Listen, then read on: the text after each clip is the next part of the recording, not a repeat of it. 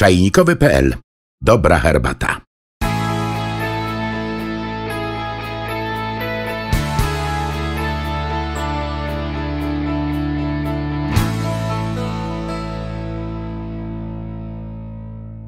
Witam Was bardzo serdecznie. Chciałbym Wam opowiedzieć, skąd wzięła się herbata w Chinach i w Japonii. Tam są osobne na ten temat historie. Odkrycie herbaty w Chinach wiąże się z postacią na pół mitycznego, legendarnego pierwszego cesarza chińskiego, który nazywał się Shennong. Ten, mając powiedzmy boskie moce, postanowił odkryć działania wszystkich ziół, jakie miał na podorędziu w Chinach, dla ludzi właśnie, żeby ustalić, które są lecznicze, które trujące, do czego, które działają. No i właśnie zaczynał sobie testować. No, okazało się, że trafił na szkodliwą roślinę, która zatruła go. No, postanowił odpocząć, napić się wody, jakoś te toksyny w sobie zwalczyć. No i wybrał sobie duże drzewo, pod tym drzewem rozłożył sobie palenisko, kociołek, żeby zagotować wodę, ponieważ pijał przygotowaną wodę dla zdrowia. No i zamierzał tam odpocząć, czekając na zagotowanie się wody. Przysnął sobie odrobinkę. Okazało się, że w międzyczasie z drzewa spadł listek, wpadł mu do tego kociołka. Zaparzył się, a był to właśnie listek herbaty. Shennong, gdy się obudził, zobaczył, że aromatyczny napar w jego kociołku pięknie wygląda, pięknie pachnie.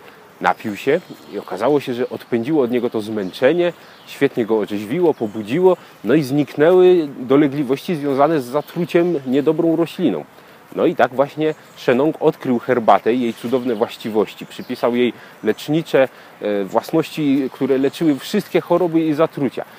No i później Shennong, testując kolejne zioła, zawsze po każdym kolejnym skosztowanym ziółku, którego nie był pewien, wypijał na wszelki wypadek leczniczą herbatę. I w ten sposób herbata przyjęła się w Chinach jako bardzo zdrowy, leczniczy napar.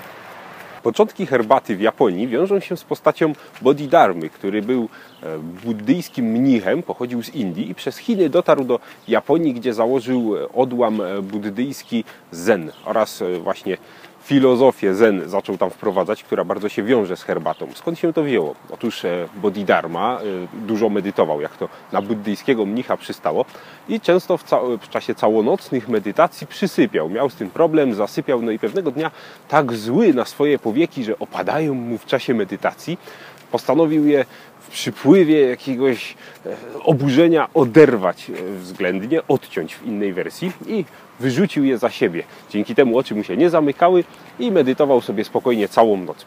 Rano okazało się, że z jego oderwanych powiek za jego plecami wyrósł krzew. I był to pierwszy krzew herbaciany w Japonii.